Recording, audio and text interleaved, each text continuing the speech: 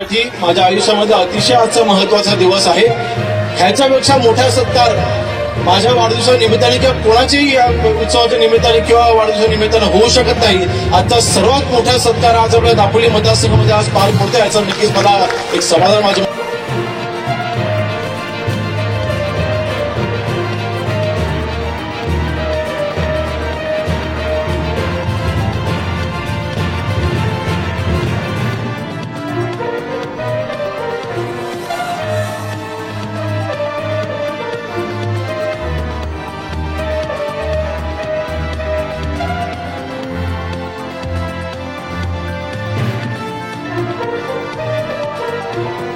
मंत्री रामदासभाई कदम आपल्याला संबोधित करतील.